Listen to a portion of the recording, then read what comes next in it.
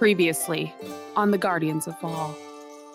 In our last episode, the party met and decided what to do for their covers for Mirefield, coming up with their servant disguises, as well as discussing the merits of bringing in a noble backer of Elaine to their plan and revealing all that they have found in Rhys's house in connection to the murder of Lord Westwood.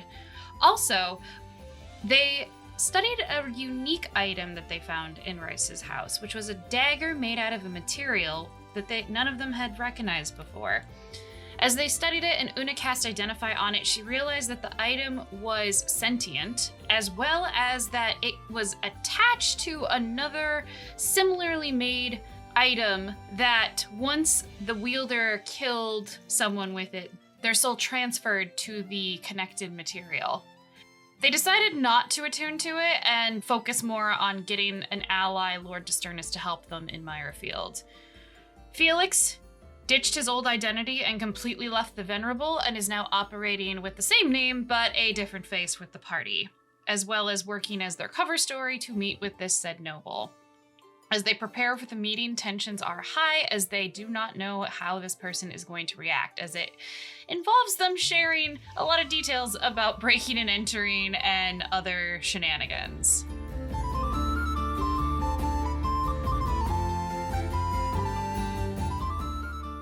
And as they're talking, the cat actually kind of like walks around Dusternis and then starts like looking at all of you. Specifically, he picks up on some of the nervous energy from each of you, especially like Una and Rowan's nervousness being kind of like guarded. And you can see like the tail like get a little bit like haunched down lower. His ears kind of go back just a bit and a little bit more like, I don't know about you guys. It seems pretty neutral around everybody else, but then it rubs up against Rhiannon and then it starts like sniffing around Felix and then kind of like relaxes a bit and then it rubs up against him and then goes back over to Rhiannon and then like Dusternis and kind of motions around, keeping an eye on Rowan and Una. Oh, it's a lying cat. No, it's just a guard cat. It's picking up on the nervous energy. Well, there's a comic book series, and there's a breed of cat. They're called lying cats. And when a lie is spoken around them, they literally can sense lies, and so they will vocalize lying. And so this is it's from Saga. Saga, yeah. This is like an emotional version of that. It's like nervous.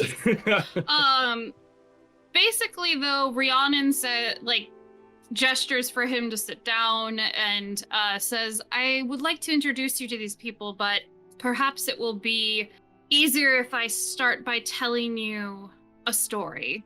And he kind of like raises an eyebrow at her and is like, all right, I'll listen.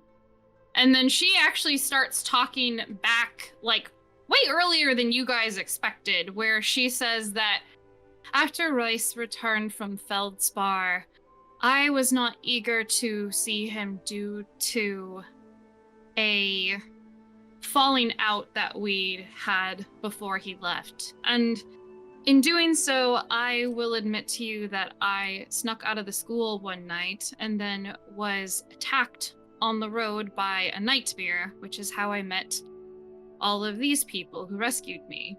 And when she's admitting to sneaking out of the school, he kind of has a little bit of like a neutral face of like, okay.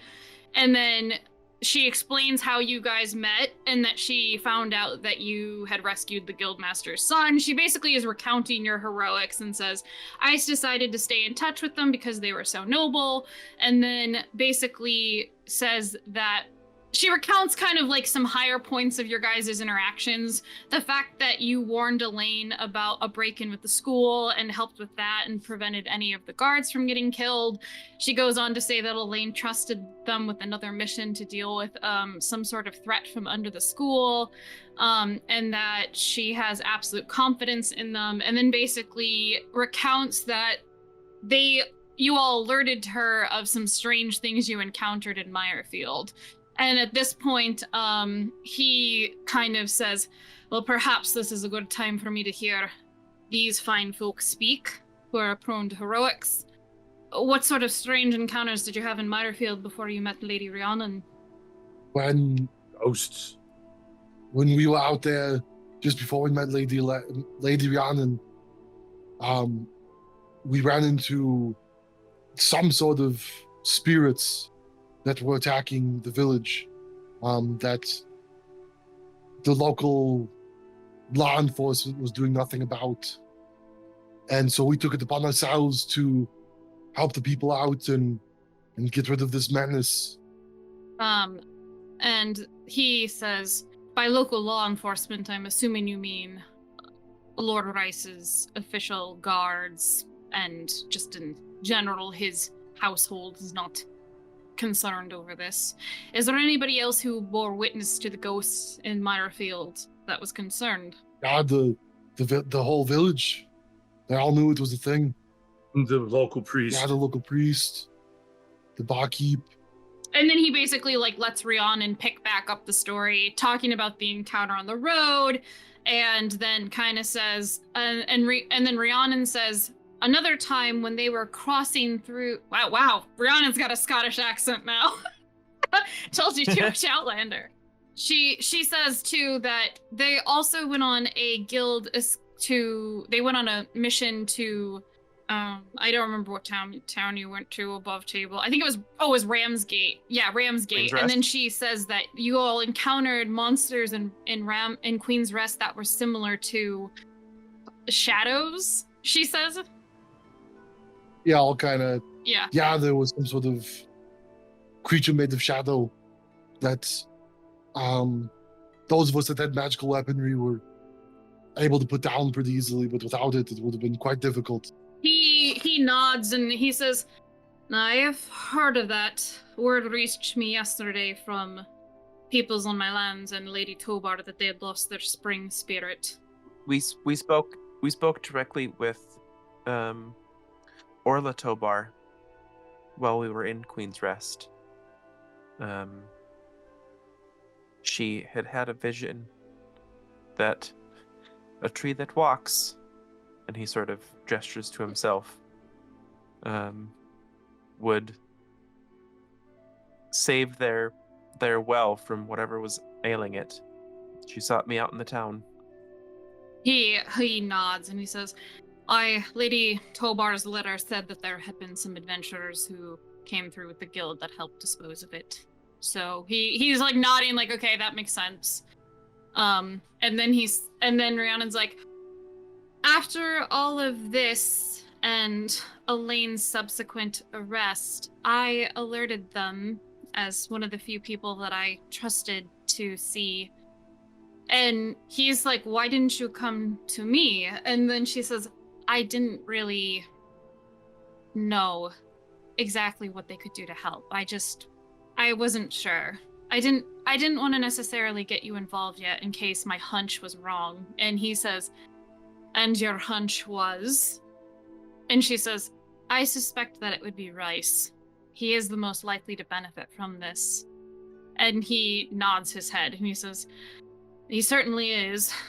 Well, there's no concrete proof about it, and Westwood and him were buddies, he would say buddies. Westwood and fucking bros, you know. Bros. Westwood and him were amiable with each other. She said, so this is the part of the story where I recognize there will be consequences for admitting, but telling the truth seems more important than what I might face. And he says, more consequences than for the fact that you've been sneaking out of the academy without guards. And she nods and she said, Franz is heavily nodding his head. She said, this party has crossed paths with this gentleman here by the name of Felix, who you might know him, but you definitely know who he works for.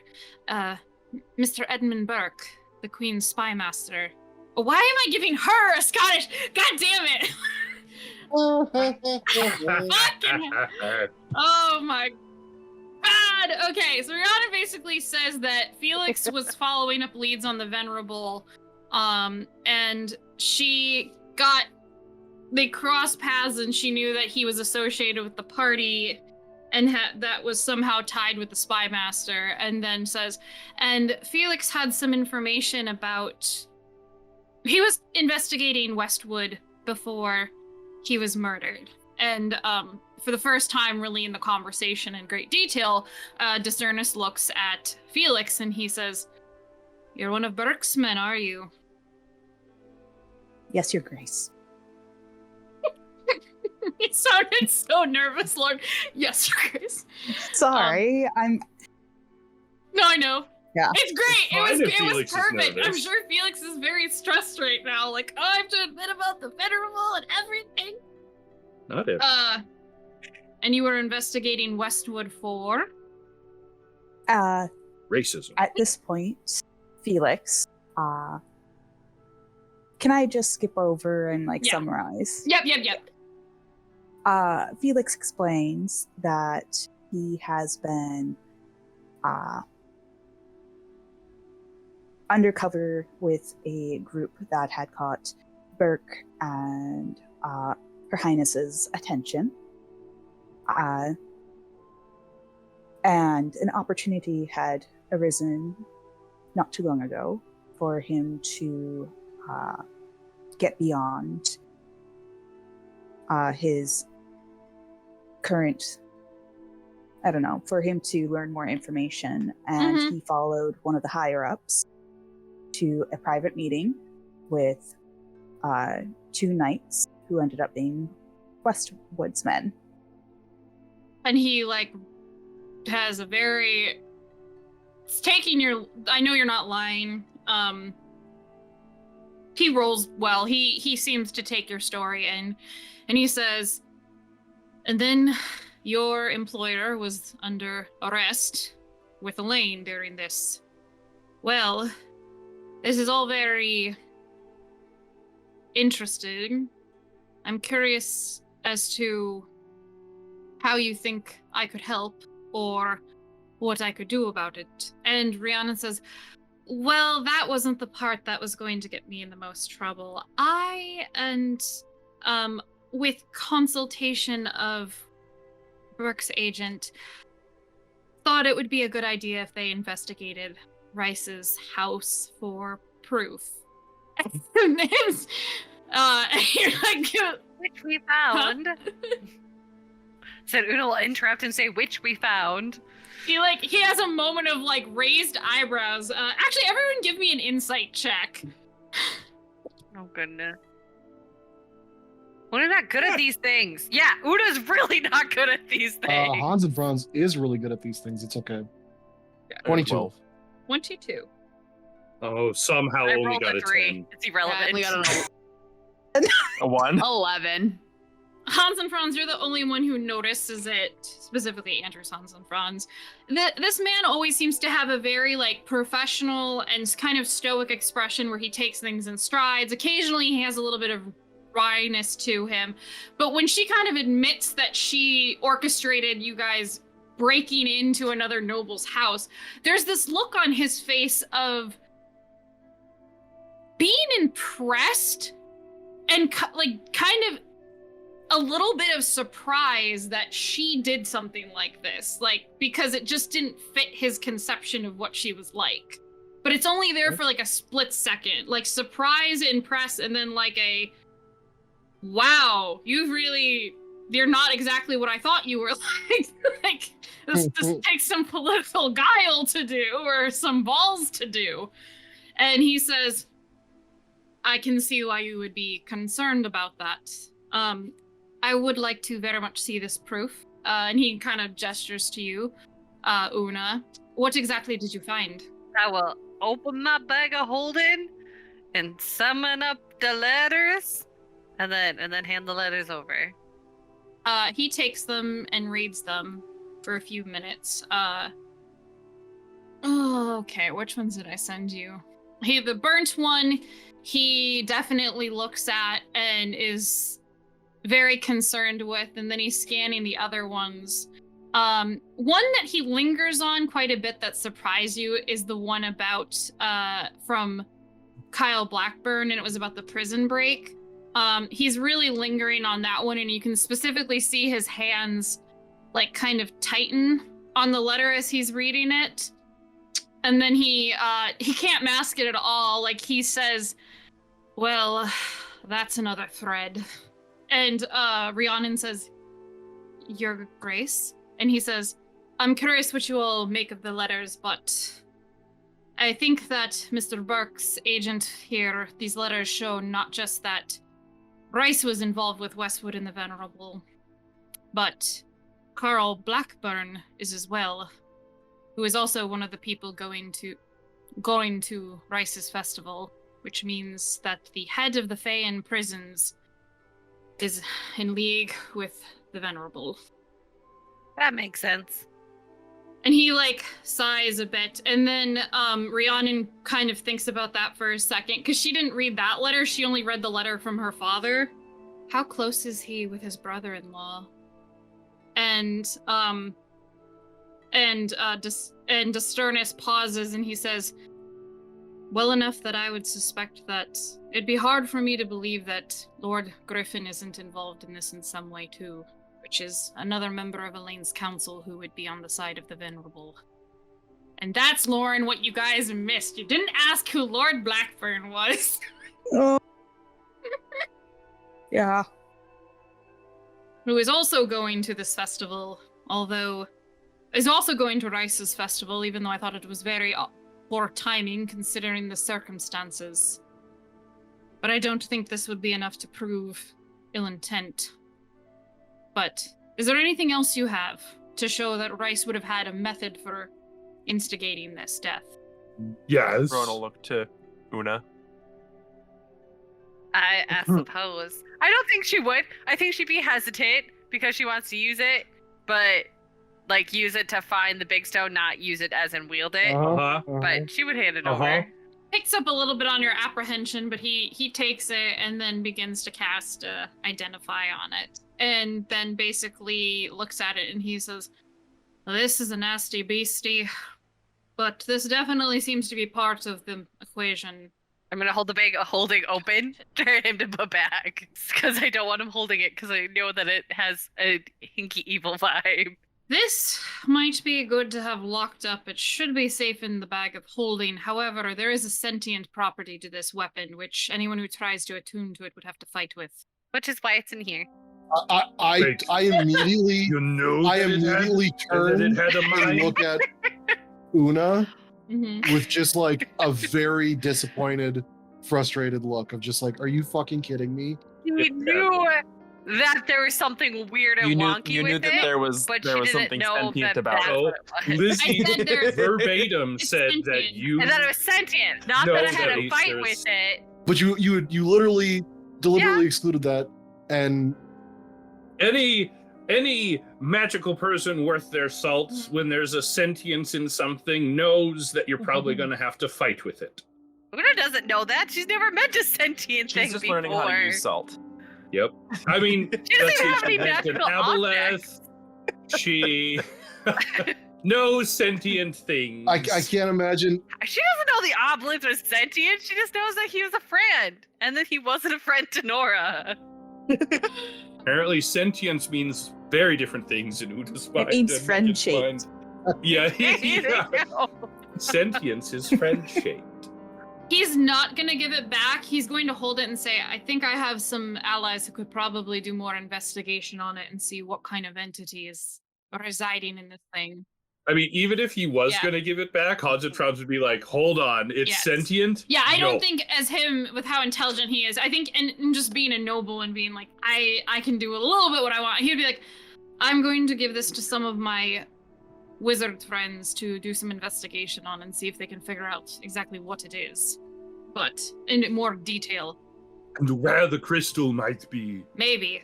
Otherwise, I think a simple locate object would probably help with that, unless it's behind some barriers.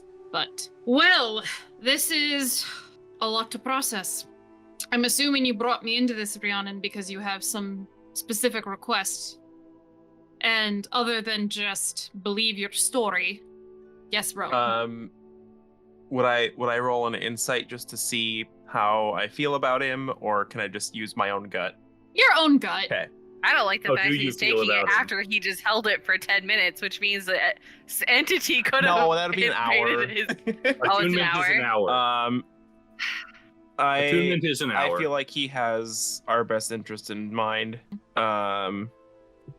But yeah, I mean, I trust him about as much as I trust anyone I just as Can much throw as I him. trust anyone I just met. But if, Just so you know, he's radiating older Captain Von Trapp Good, energy. yeah. I don't think I can carry that. Yeah.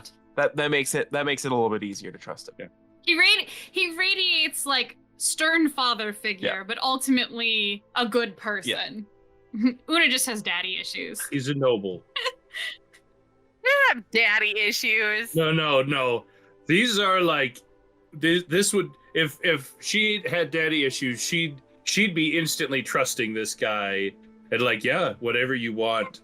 I think it's really just that Una doesn't really like blunt, honest people. She would rather have a smooth talker. That's probably true. She falls for the charisma. She does. Like, Rhys basically is the same as General Kerrigan from Shadow and Bone, so, like, publicly, so she totally would be like, Rhys is a great person. Well, she saw through that crap.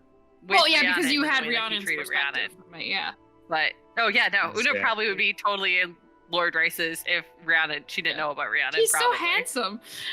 I don't know about that, but I mean, definitely if it's charismatic. Lord Kerrigan, she falls for or General charismatic people. Kerrigan. Why do you think her and Song got along so well?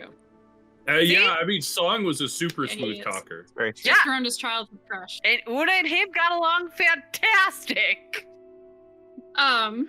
Anyway, Rowan, Yeah. you were gonna say Yeah. something? Sorry. There are a few more pieces of evidence that have fallen into place with the rest of these physical pieces that we have come across. One being linked to that dagger. I have had visions of a similar crystal being used to what I could only assume was to kill someone.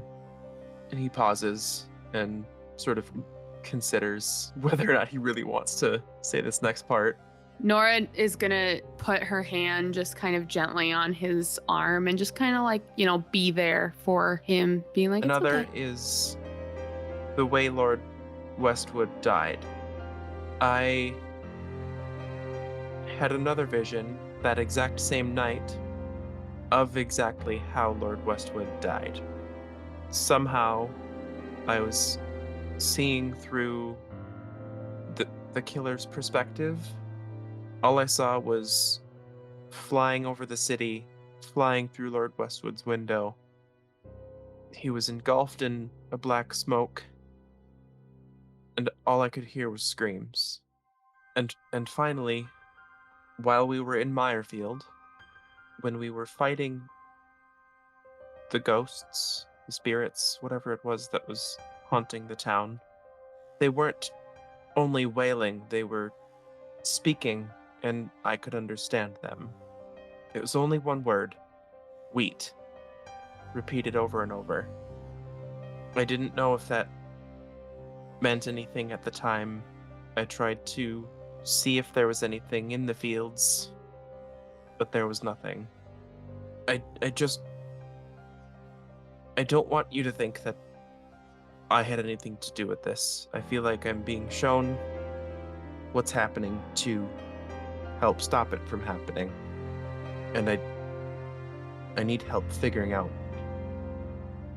We need help figuring out how to stop it. It's like, I'm trying to decide if this requires a persuasion check for anything, because they're just kind of like, you're adding to the story and like persuading. He takes a pretty stoic expression as you're telling him this, and he says, I have some knowledge of matters of the Fae, not as strictly from the Fae realm, but I can see that you're connected to this somehow, but I'm not really sure in what fashion. Your mannerisms don't lead me to believe you're guilty, and as soon as you actually express this, his cat relaxes around you a little bit. Like, it's like, oh, and he kind of looks down and he's like, and Avery seems to be a little bit more fond of you now. Can imagine you were a bit nervous holding that in. It was. From what I can tell, you seem tied to this in a bigger fashion than just being a murderer. But Rhiannon says, you can see why I brought you to this. We have a lot of proof, but nothing that we could substantiate in court. We have to find a way to prove that Rhys committed the murders indefinitely, and whatever secret he was trying to hide that Westwood uncovered. And he says, so, what's your exact favor? Are you asking me to speak to the Lord's Council? Are you asking me to... She says, no, I'm asking you to go to the festival with me and them and take us under your protection. And he raises an eyebrow and he's like, there's no need for you to put yourself in danger for this. And she says, but they're the only ones that have had connections with this. They can catch things, and also they're not likely to draw as much suspicion as your own servants because they're not as well known. And if I may, we want to see this through to the end. And Elaine has been good to us in her way. And Rhys, and he kind of like shuffles back and forth a bit, and he's like, just kind of like gives like a shrug, like, ah, fuck it. He's a bit of a shithead. Dusternis like raises an eyebrow and just gives a smile. He's like, it's not a term I would have expressed myself, but it is certainly a sentiment I share. And the country would definitely be worse with him on the throne, especially if this letter leads for my own people, if one of these letters leads me to believe, but I think it is implying. So, you're asking for me to go to Meyerfield with you and Rhiannon kind of explains, like, they could be servants with your own, and he says, well, don't know how you'll be as servants, but you'll have to be as convincing as the knights I bring along, because I'm going to have to pass all of my knights off as servants, so it seems we're in a shared path in this venture. And you can see Rhiannon is, like, breathing a sigh of relief a bit, and he says, we'll have much to discuss about the technicals and what all of your roles will be, but I'm more interested in hearing a bit more about you all, and then kind of will say, and also the dinner is getting quite cold. And whoever the cooks are who prepared it worked hard on it, so best not disappoint. So, yeah. He has agreed to help you. But mostly, Dusternis kind of asks you all about yourselves and stuff like that. He initially assumes that you and Rowan are from Fehan, and then, if you say no, then he's like, are you from the Feywild? He wants to know, like, about where everybody's kind of from, their history and stuff like that. We'll tell the abridged version. Will just say that she's from Breakspear. Oh. Is the abridged version that you guys are from a private, like, elf village? We're from a village in the Cader Forest. He like kind of lifts his head. He's like, which part of the Cader Forest? Near White Tree. Kind of nods and smiles a bit. No, keep asking questions. See if we can get him to repeat himself. He kind of smiles and nods. He's like, it's a lovely area of the world. The Cader Forest has many beautiful things in it. Definitely a beautiful place. Interested in Felix and stuff like that. Trying to get a little information about how you got recruited and stuff, so I don't know how Felix answers any of this. Sarcastically and giving no answers. Yeah. God. Just that pretty much he had caught, someone's eye and gotten, for this and been recruited pretty much. He's from, let's see, Fehan's the city, yes. So, Yes. From Feyan. Yeah. And just in case you haven't noticed it, he's actually been speaking without his accent this entire time. In the presence of Yes. this guy? Lauren, give me a deception check. Gonna Please roll better than 7. add that to my notes. The notes on Lauren. What is she? That's a 20. All right. He says, well, it's lucky that you got to work from your home location, but being in line with working undercover for the Venerable seems rather dangerous. But he leaves it at that. He actually believes you, because I rolled shit for his insight. He's interested in, for talking about Breakspear, he kind of asked Una about, like, where she was and stuff during the Pirate King's War and stuff like that, and her experience about the sea. The Pirates King War was how long 10 ago? years. It was Like, it started, 10 years. it ended, I think it ended 6 years ago, something like that. Yeah. Did it? She will just say that her family evacuated to a coastal town near blah. Basically, her cover story that she's told everybody that, she's from Breakspear, but her family during that whole thing. Because I thought it was like 15 years ago. Anyways, and they moved to a smaller village for safety, and that's where she learned how to like hunt and trap, and she honed her skills. Her general blah that she gives strangers. Sure. Give me a deception check, just cause. Yeah. Me? Oh no! Hold on, It's my even worse might crash as I try to pull It's up worse roll than 20. Felix's insight check was. Oh, a 12. Okay. Legitly 12 because I have nothing into deception. So You're like 2 over what he rolled. hey, even better. Versus like Lauren, which was like He believes me. That's all that matters. Yeah. So anyway, he believes you. And then he'll ask about the twins, where you're from, and everything like that. Yeah. We would, at least Hans and Franz would say, the Bendaya, east of the Iron Valley, below the mountains. He, with his high history check, he looks at Rhiannon and he's like, interesting. You're making friends with people your father disdains.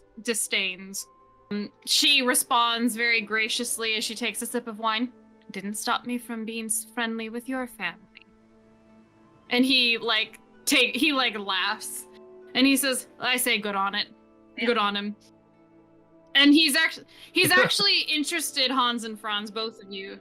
Wish I had friends. He's interested in the fact of knowing about the Bundaya's military strategies, because he knows that they've kind of thwarted him over the years, and he's heard stories of them as warriors. And as a military man, he's very interested. And it's not like I'm gathering information to invade. It's more of a genuine curiosity of talking military stuff with you guys about it.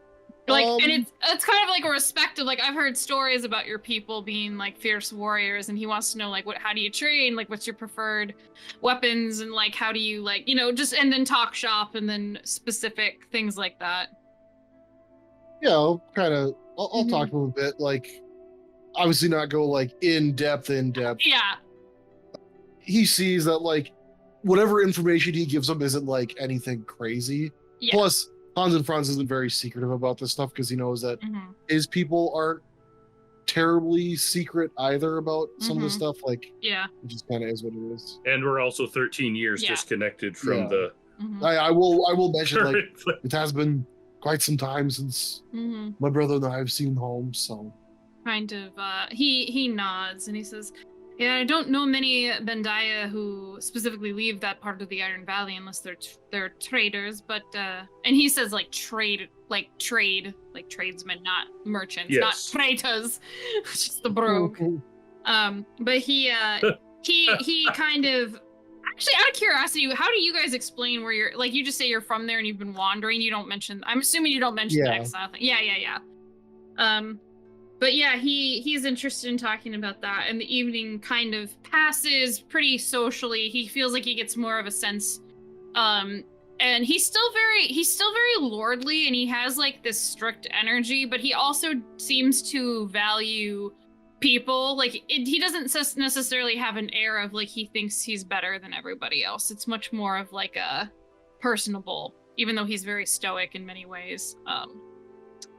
So eventually he'll say, well, I suppose if we're all going to work on a plan together, I'll be needing to hire some new servants to accompany me, so I will get you letters to come to the keep and meet with me for interviews. So expect those. And then once that happens, I will expect you to be living with me for the next few days so we can work on this cover together, and you can meet the knights who will be accompanying me. Give me at least a day to set this in order, and I'll see if I can get more information on who's going to Rhys's festival and maybe who else we need to watch out for. And Rhiannon looks very relieved, like, okay, yep, that makes me feel better. While I gave him like a slight bow when he came in, I'll give him like a more like a deeper bow now, and like, thank you very much for working with us on this. He says, well, either we'll be successful by the end of this, or we'll have heads on pikes, or we'll be fleeing. So let's hope for the best outcome, but plan for the worst. I'll see you all on the morrow. And he kind of like bows and like Rhiannon curtsies and like specifically kind of goes over and just like takes his hand and is like, thank you for this. And he kind of like leans in and like whispers something to her. If you guys want to make perception checks to hear what he says, you can. Yeah. Oh, that's not good. That's an 18. Yeah, I got an 18.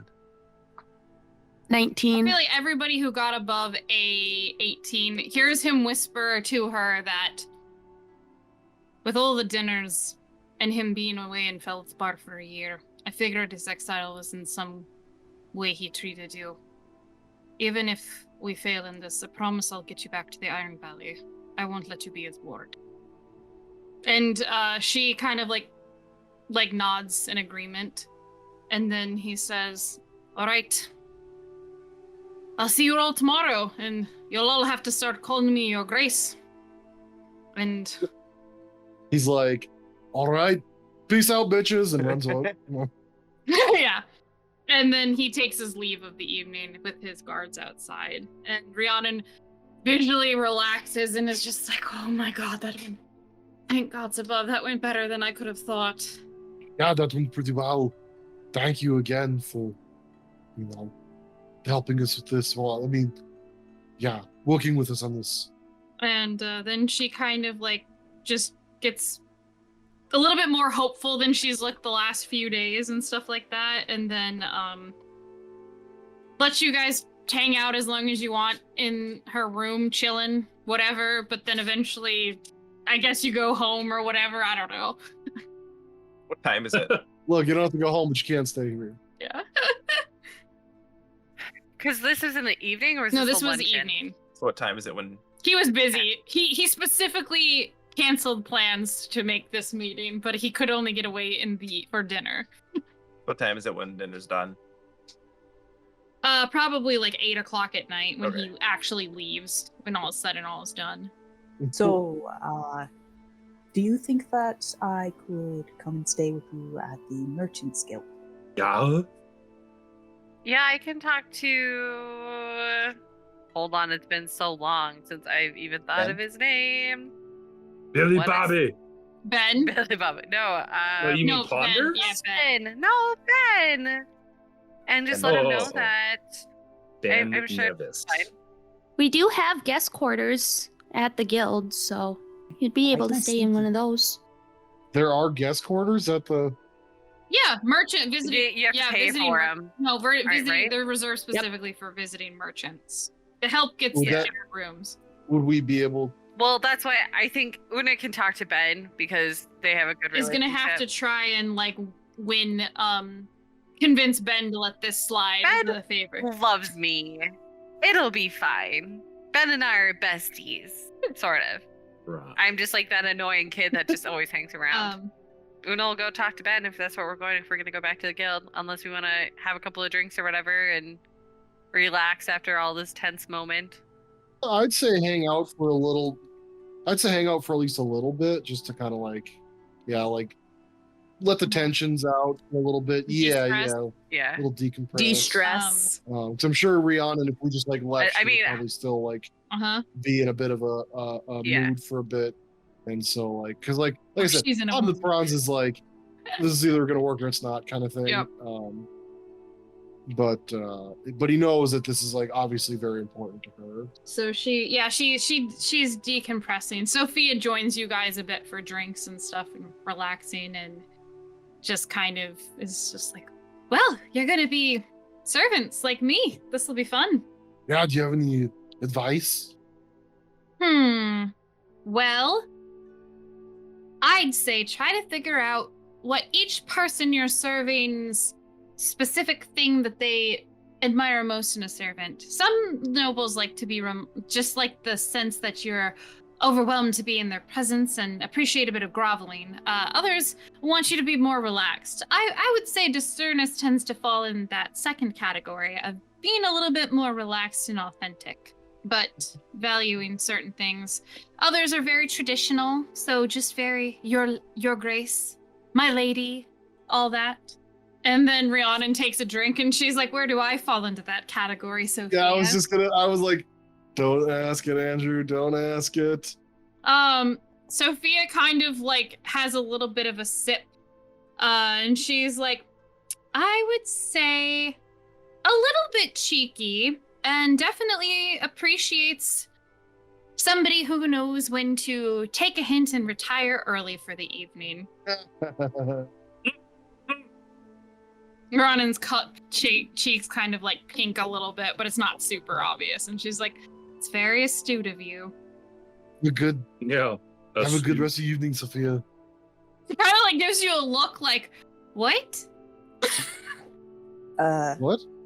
Feathers. That's not what she meant. I'm really confused. What now? You said have a good evening, Sophia. Like you're saying, oh, well, you must. I thought she was leaving. No, like... she was saying, what does Rhiannon like in a servant? There's somebody who can read the room and know when it's time to go to bed. Like leave for retire early for the evening. That doesn't mean she's retiring early right now. Oh, yes, that's the way.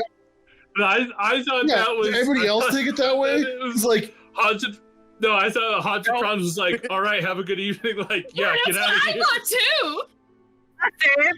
too. Same. But did anybody else get that from what she said, or was it just me? It was just you. I totally thought you were telling her to go away. Yeah. Well, have a good evening, Sophia. Get out of here. I thought it was kind of like one of those, well, you recognize it, now go. No, go do it. Sophia looks at you confused, like, what? Well, if she wasn't like making a bid to leave the room, he wouldn't have said it, I guess. Like, I mean, No, it was like... let's let Hans and Franz be a himbo. It's fine. Oh, that's funny. Happens the best of us. Yeah. Yeah. So I guess you guys chill, drink for a bit, and yeah, unless there's, I think eventually, Rhiannon would say, north of White Tree. Yes, you said, or near White Tree? Near White Tree. Near Because White Tree is the border of Westwood lands, so I would assume that you didn't live in those, or you wouldn't have had an elf village. Or south of White Tree is the tree and the border south of it is the start of Westwood lands. That river marks. I'm not really familiar with where all of the borders line up for, who rules the area, but I'm not sure. She kind of like smiles and is like, fine, no, keep she's your like, secrets. I just was curious. I thought it would be hard for an elf village to stay intact with being on Westwood lands, but if you're north of that, that would make sense. Yeah, I can't imagine that he would have Above been table, okay we with are our north village. of Westwood's border, right? Yes, Yeah. you are. You Okay, guys I'm pretty are sure we in a talked about that, direction but- on the Yes. opposite side of the river of White Tree, Yep. where it's considered more of like mountainous range in the Cader Forest, and there's no village officially, like not really villages around there, so. We're not on the map. So what are all of the surrounding lords, I suppose? Who rules let me those look lands? at my map really quickly. I mean, I think you guys are knowing where I'm going with this, but This land is my land. It's Lord Rhys This all land is along. your Dun land. dun your dun. land. Yeah, you guys are communists. Okay.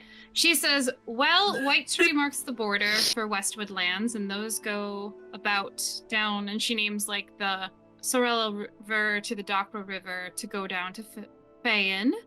That's all Westwood land. To the west of that is Crown lands, but that's not in the much in the Cader Forest.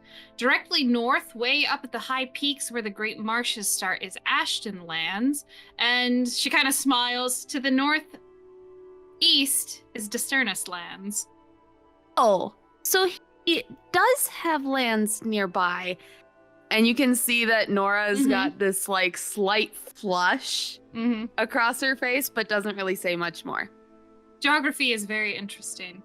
Technically, Dusternis lands don't quite cross with Bendiah land. Well, actually, the tail end of Dusternis lands mark over to the Ashton lands as the border of the Iron Valley.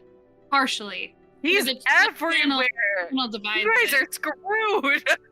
All right, I guess we got to kill some nobles, brother. Well, like, I'll just stay in the north. yeah. Una is close to Evelyn's lands, but he doesn't really have sovereignty over her area. But yeah, otherwise we can skip to the next day. And then basically, does go Felix ahead. get to stay with them for free? Oh yeah. Oh yeah, that's right. Yes, you guys. After you say goodnight to Rhiannon and leave for the night, you guys make your way to the guild, and come in. Una, you are looking around for Ben. How late did you guys stay with Rhiannon at her place? Close the bars. Well, probably like 10, maybe 11. Because we also have to make sure we get all the way back to the guild at a decent hour. And it's like an hour walk. Yeah. 45 minutes, 30 minutes walk. Yeah. It takes a while when you're like trying to like stumble through and I'm the only one who can see in the dark. Yeah. Oh, shucks. 10:30. I can see in Right? the dark. I know what you did in the dark. Yeah, with your wait, you can see in the Yeah. dark? You You have glasses? goggles. You cheat. That's not cheating. Using the resources Called That is as so cheating. available. Yeah, I can No, just it's see in the not. dark. Mhm. Yeah, I'm using my resources.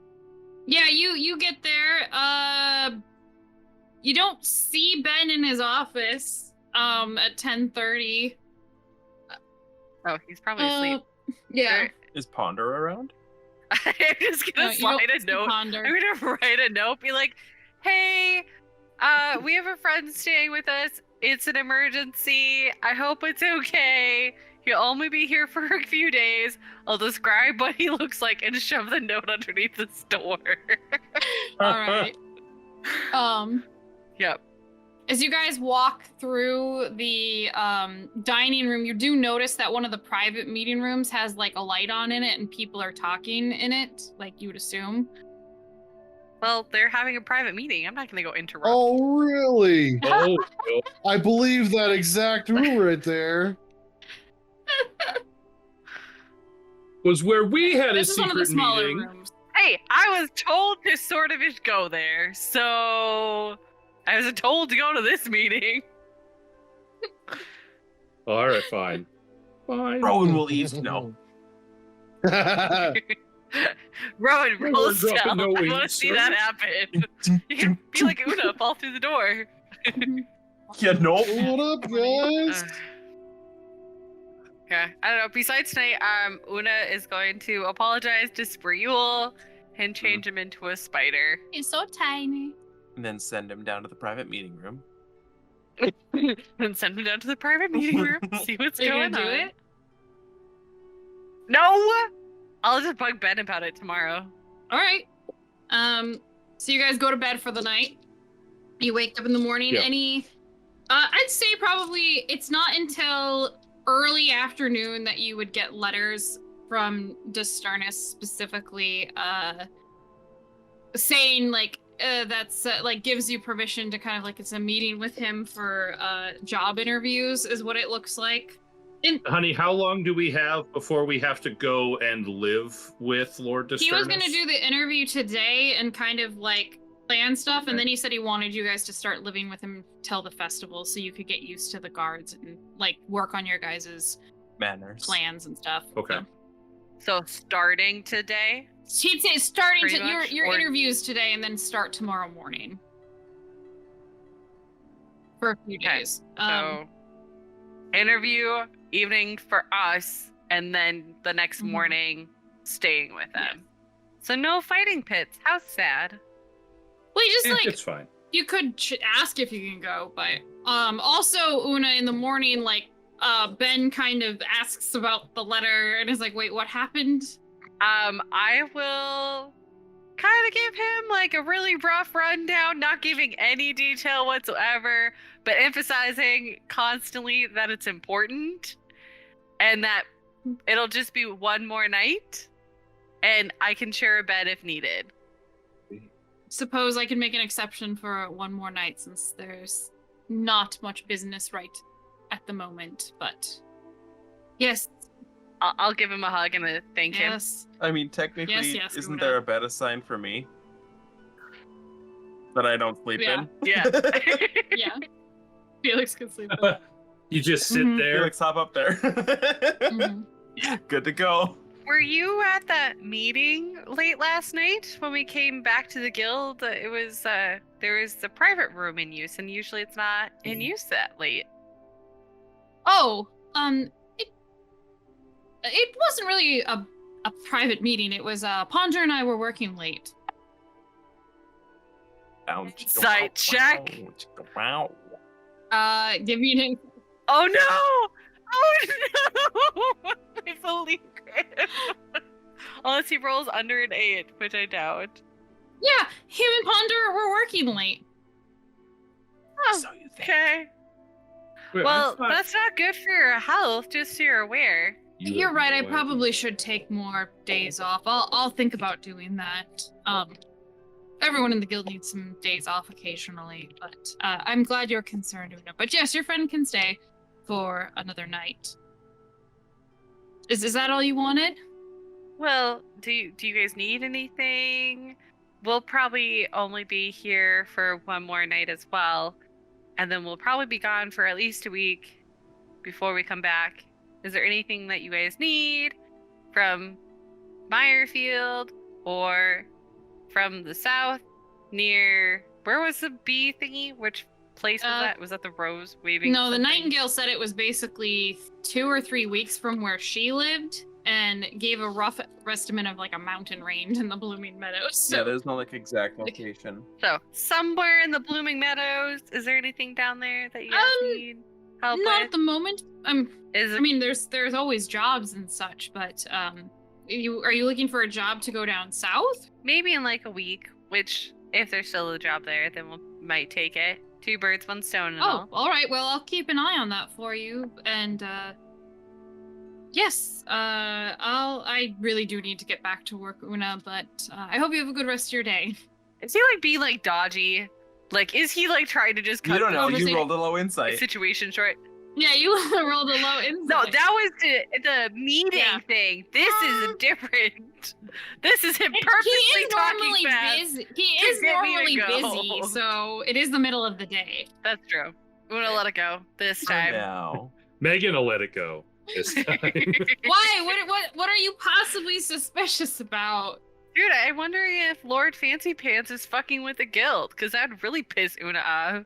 If Lord Fancy Pants, Lord Rhys, is messing with the guild, and Ben, who's been like an awesome person in her life, / like bestie Mhm. here, and he's messing with that, dude, Una's gonna go ham on Lord Fancy Pants. I think Ben and Ponder have a thing. No, Ponder one of has a them was married. boyfriend. Well, because Yeah, I that thought- always makes a difference. I thought No, no. I mean, I thought that Ben had a No. Hughes has a Maybe I'm husband. mixing up mine. Ben's? Yeah. Hughes has a Ponder is husband. gay Yeah. and was getting flirted with.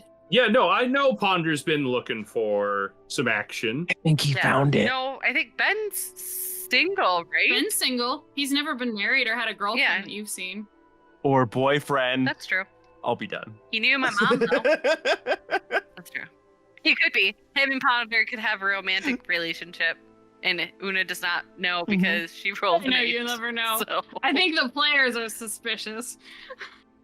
I am mostly because I don't really care. It's their business. Maybe, but maybe your confidence talk help. Maybe Ponder and So- Lady. Well, I honey- suppose we should probably go by clothes, yeah. huh? Yeah.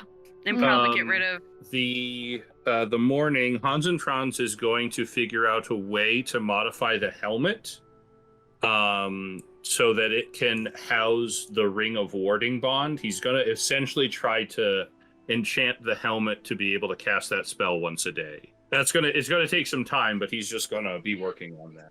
Everyone should have a silver ring in their inventory, except for Felix. Suck, Felix.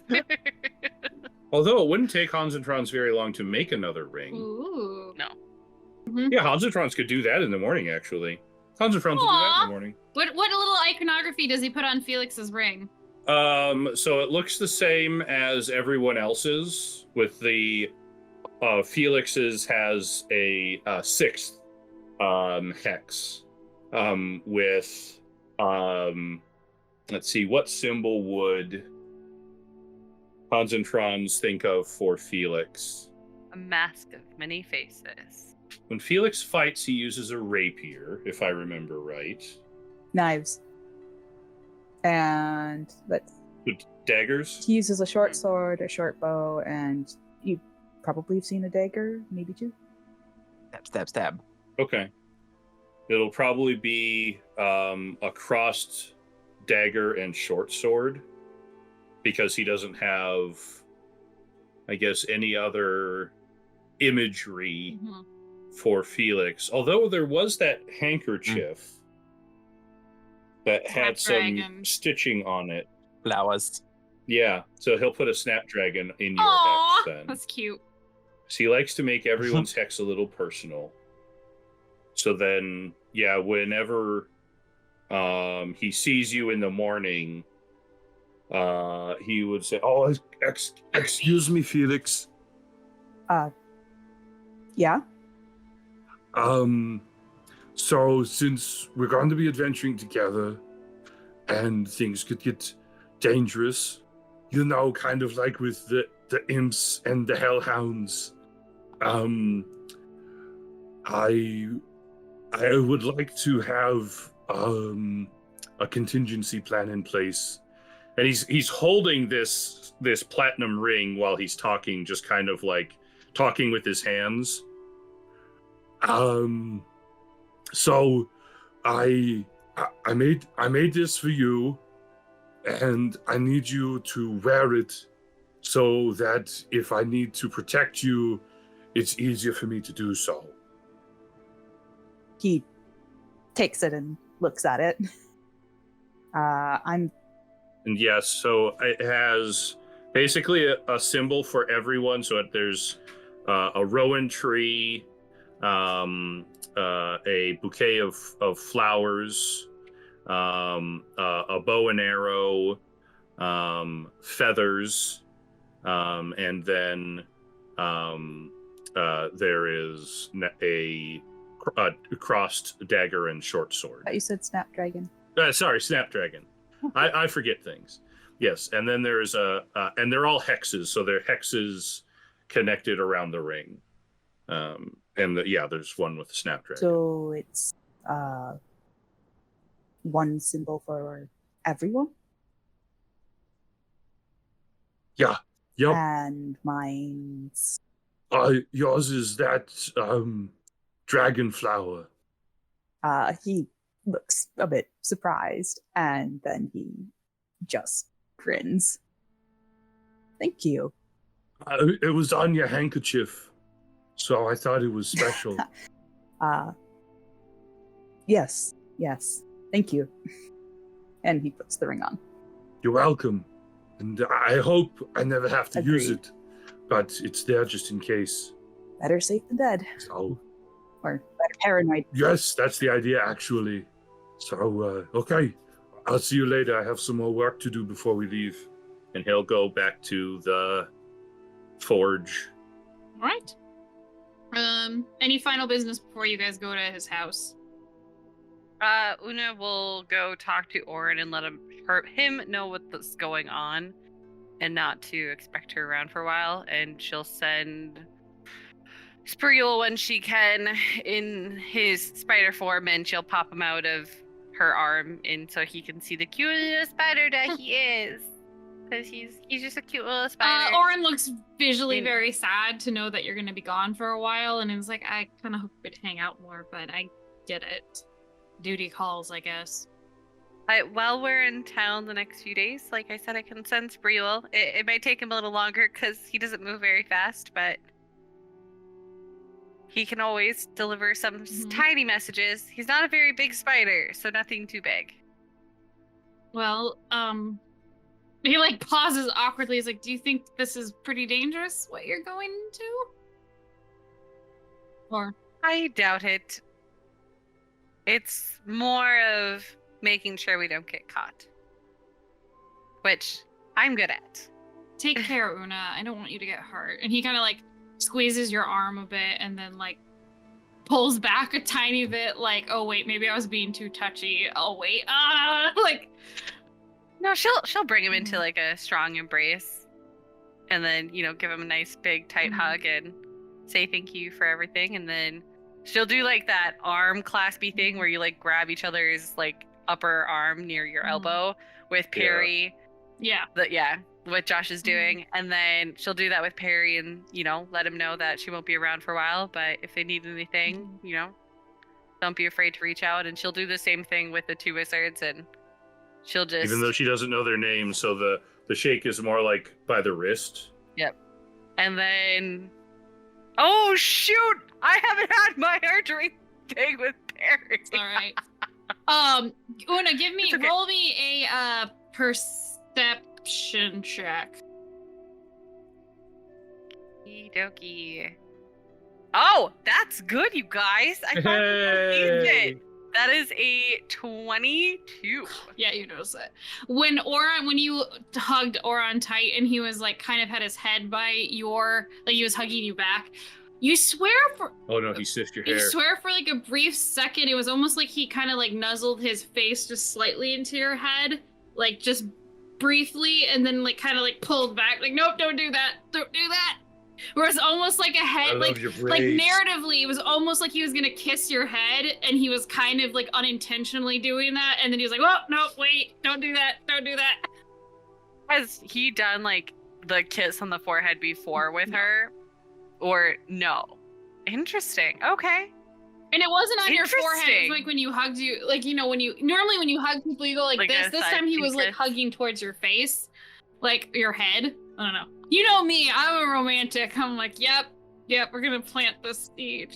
Yep. Interesting. I guess.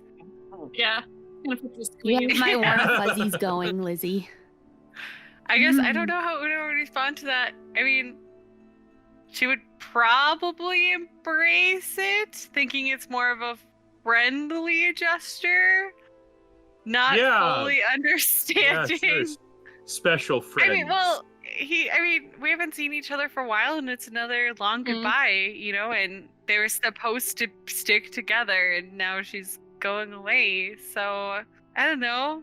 I don't know. Una doesn't know how she feels yet. Like she likes him, and oh no, she doesn't. She doesn't know of she'll anything. probably It's just I planting the seed there that we talked about forever ago. Yeah. No, she would probably embrace it and kind of keep that in the back of her mind, as a move forward in their relationship, whether closer to friendship or something else, but yeah. I'm gonna just like barely wave at Caitlin as we, but I'll do like the strong arm thing with Perry and the two wizards, and then kind of just give Bye. Caitlin a wave and not even talk to her. If you even notice Caitlin it. just a wave. I mean, it's not like they have a great relationship. No, never will at this rate. I don't think Una wants to. She gives you a meh wave. Yeah. Wave for wave. And then we'll probably have to go get clothes?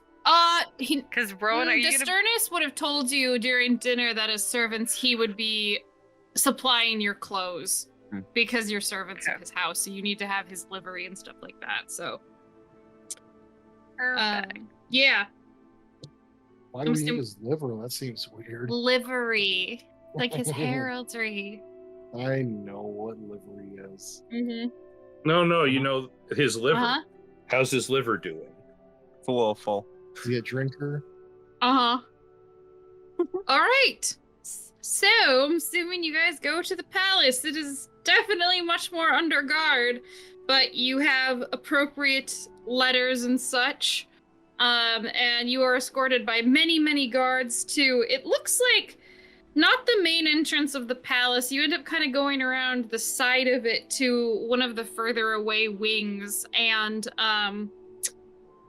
are led into essentially a rather small looking, like, kind of foyer living room area, but around the back of the area, like, or in the yard, there's actually some soldiers. It looks like there's knights practicing.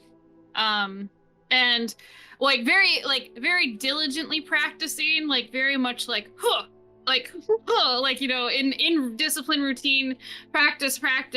And you can getting down to business. Yes, to defeat the Huns.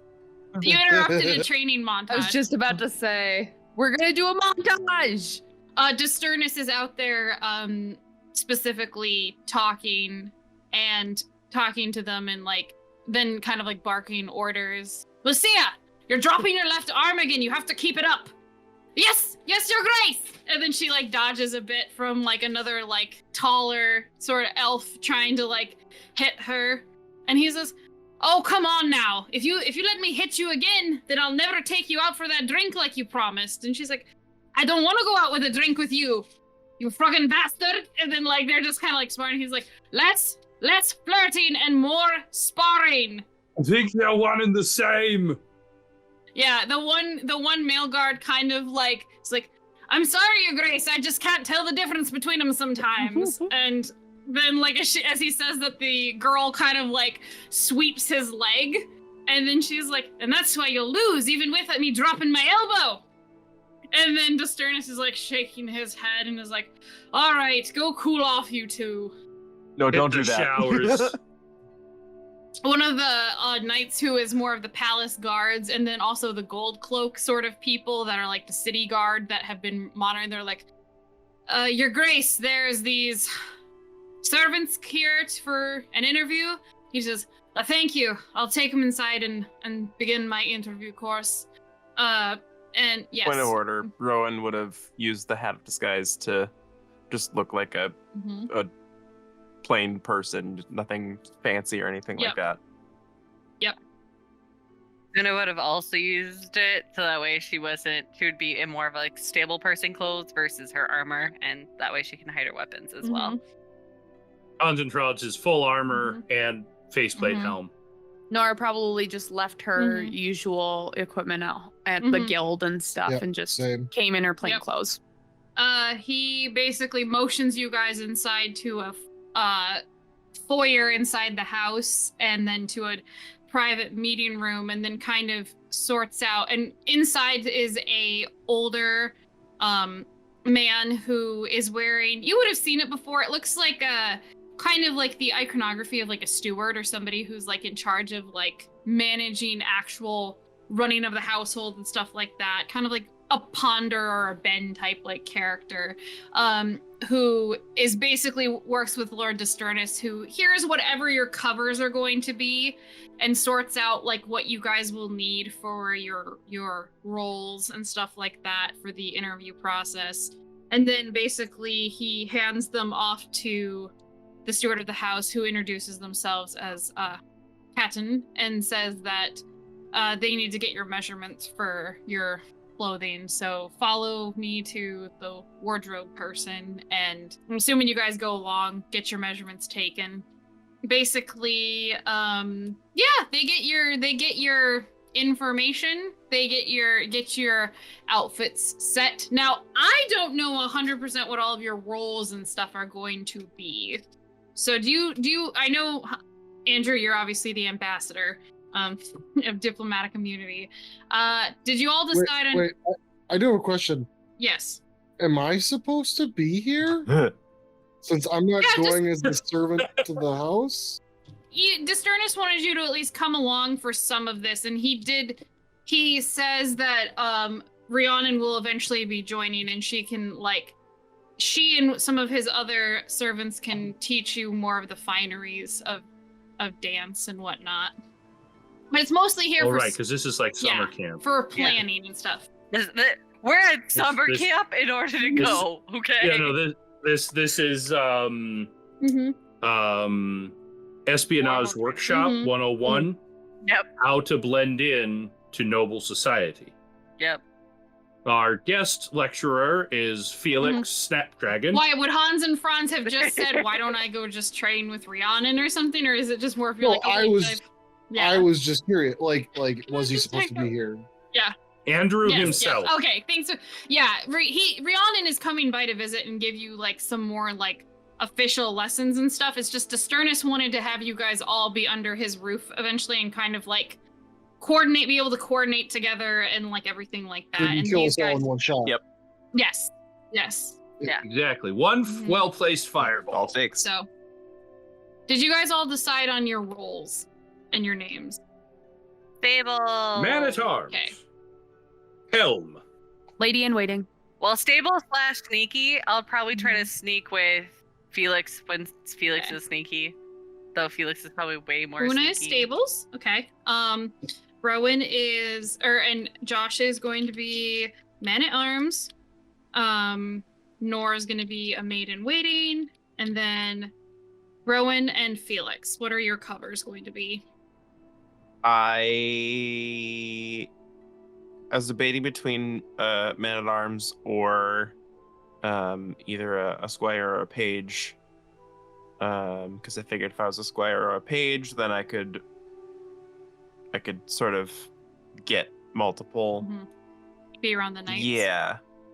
That would probably work out nicely. Yeah, so I get whichever makes the most sense. Maybe squire. Squire would have to be, you'd have to be ennobled. Noble, I think. So Okay. you'd need to be a page. Yeah, so page. I just couldn't remember which one.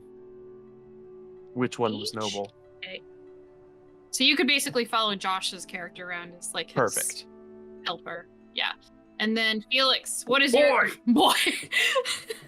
Felix, what's your cover gonna be? Steward from what I caught would be the best, because that's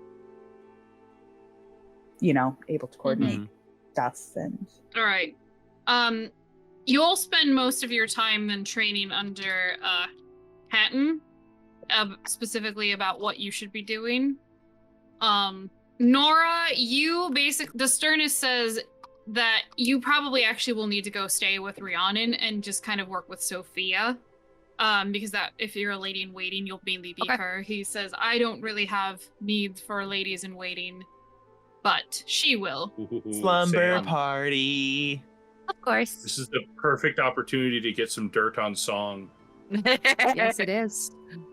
I mean, Nora has things to discuss anyway, so we're good. Oh my god, boys. Una, you will be paired off with one of the other people. Where you get paired with two of the other Dusternis's knights who are normally knights, but have to are going undercover as servants, so it doesn't look like he's bringing as many armed men. So you get paired with Fulent. Yeah. Fulent is a man in his 30s, brown hair, brown skin, kind of comes off as really smart, but also very judgmental. And the Perfect match. and then the other one is a girl named Rowena, And she is very energetic and cheerful, and she has brown eyes, copper hair, and looks human, but has a lot of elven ancestry things with like the coloring, and very pale. Takes her a long time. You hear her complaining about getting a tan. Does she have But any? she also Does she have any birch ancestry? birch, yes. Some birch in the family. Rowan, you specifically and Hans and Franz, Josh's character, are put under the watch of Lord Dusternis's personal guards, which are Onchu and Ross. You don't spell that. And Seriously. Onchu is Onchu And Ross, and these are both middle-aged, upper middle-aged men and their elven ancestry, and they have, one of them has brown and purple hair, and the other one has blonde hair, and that fades in patches of white, and they're very much like professional guards and stuff, so you kind of follow under them. Now, Nora, after you kind of get situated, I'm kind of like rushing through the days here a little bit. You end up going to live with Rhiannon, specifically in with her and training as a lady's maid. And you specifically see Andrew come by a lot to get kind of more dance lessons, etiquette lessons.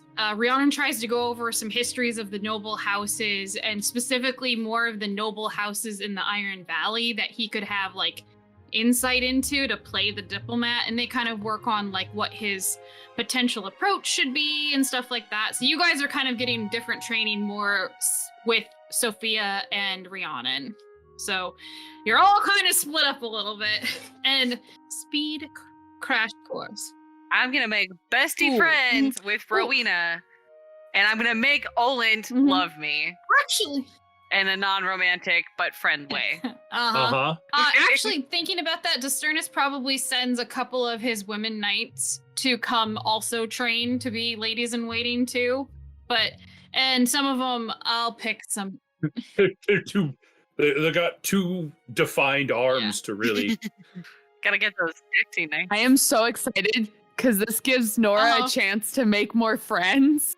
She needs more friends. You get a woman whose name is Morna, who actually is in her early 30s or mid 40s. She has green eyes, blonde hair, and tan skin, and just radiates yeah. Okay. I like green hair, blonde eyes. Radiates mom energy.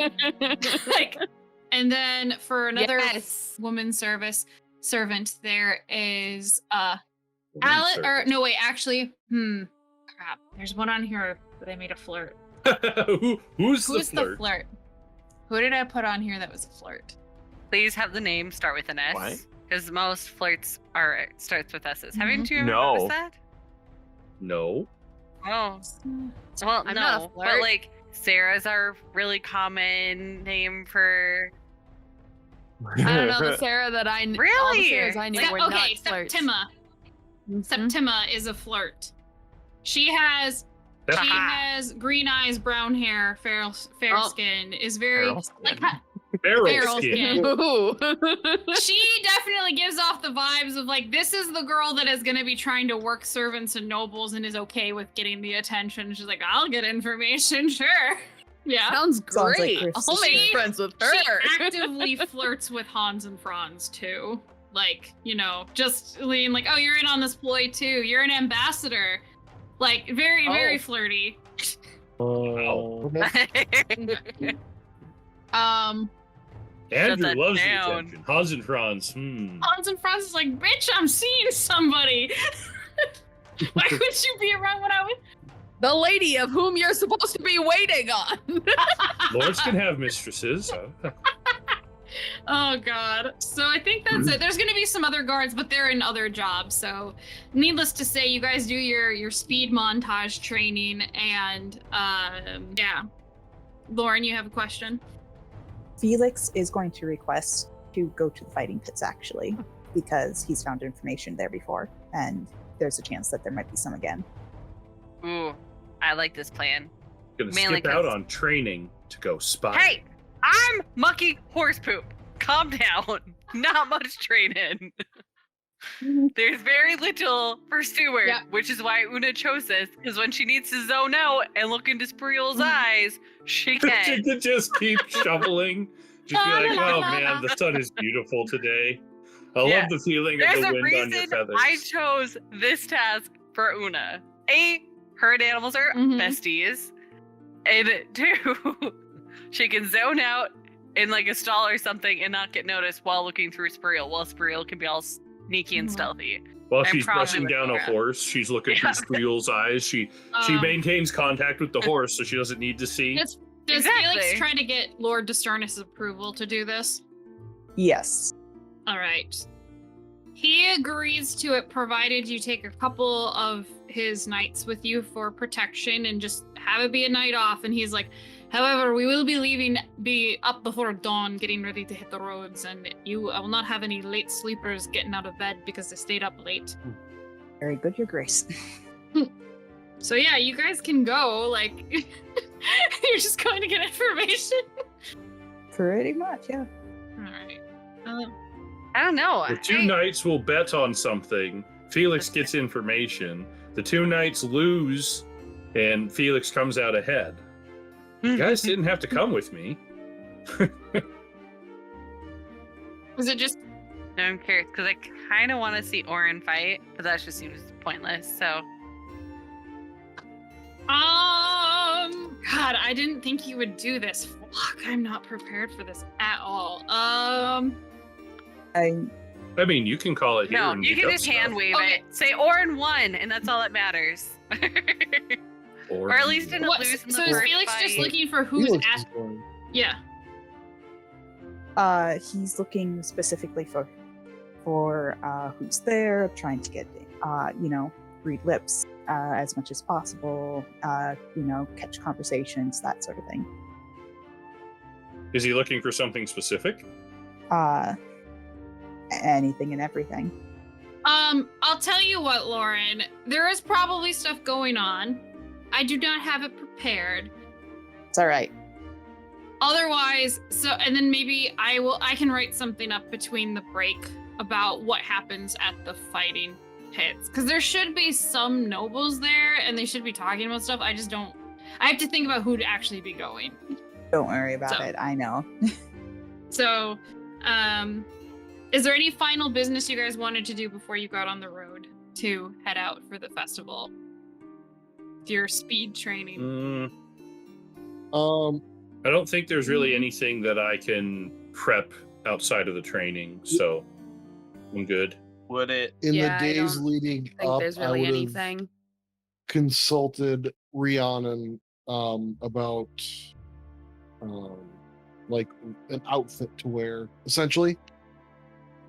So She's like, oh, we'll definitely have to get you a wardrobe. And then specifically, she gets Sophia to pretend to be her and dresses up as her and then goes shopping with you.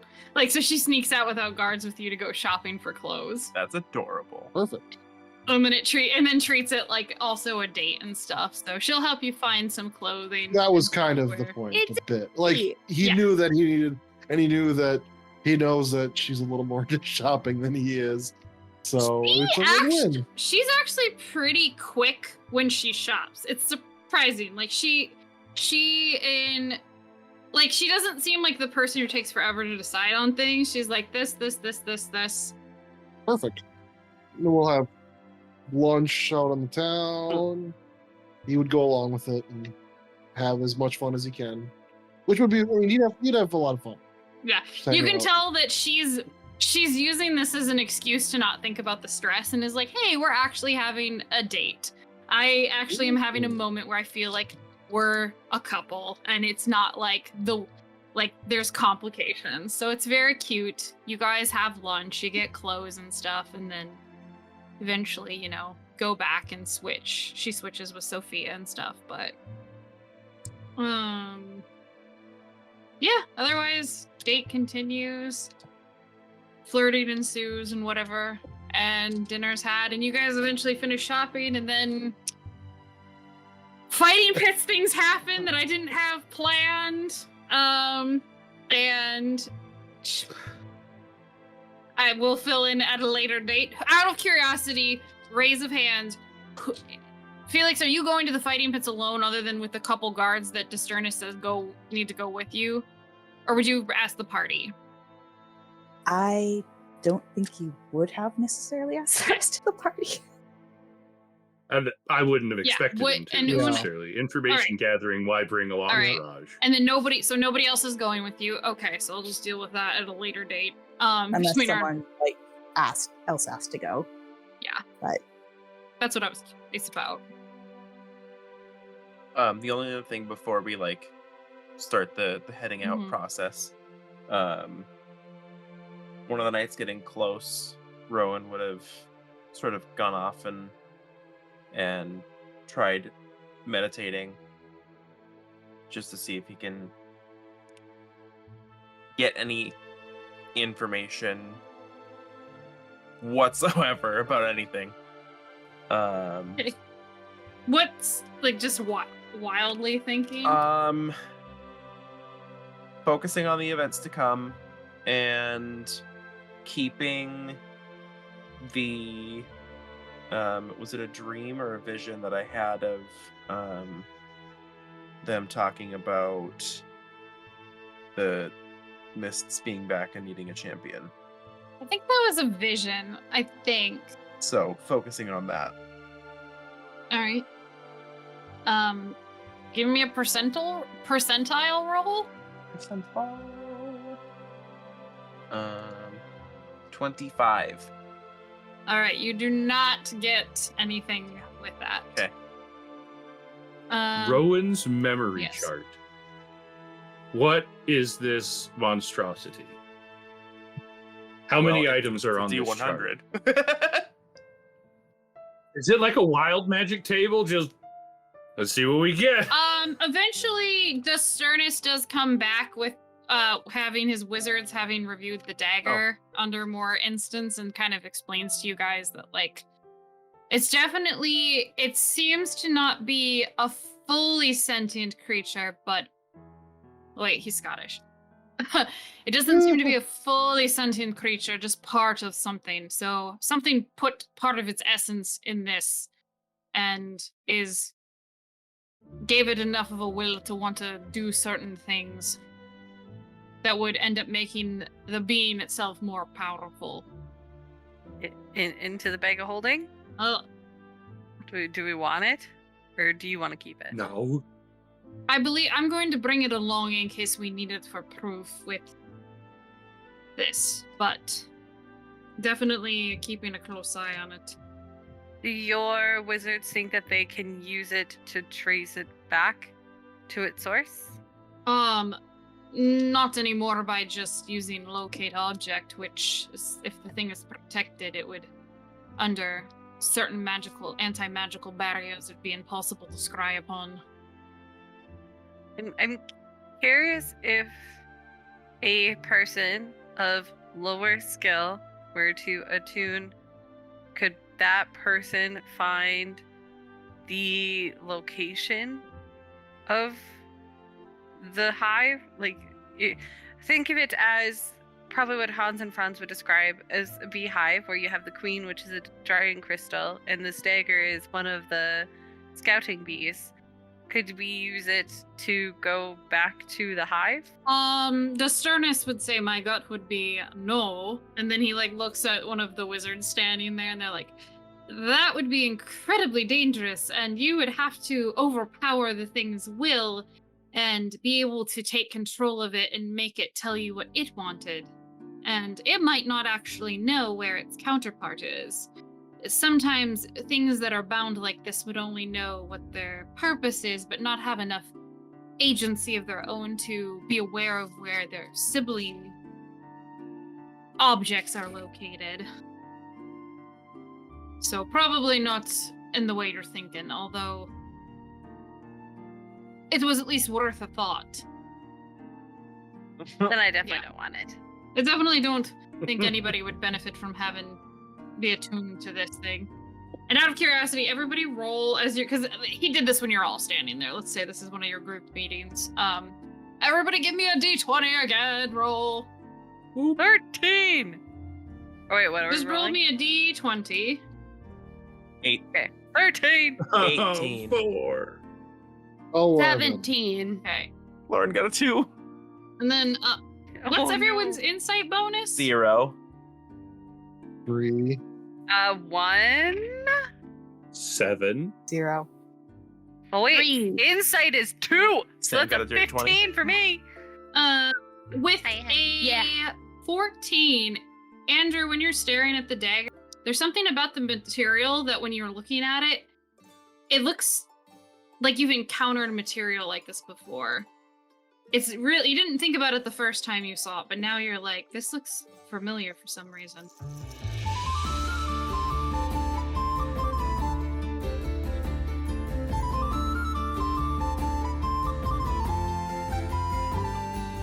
More and more mysteries around this dagger. And what is Rhys doing with it? Find out next time on the Guardians of Fehal.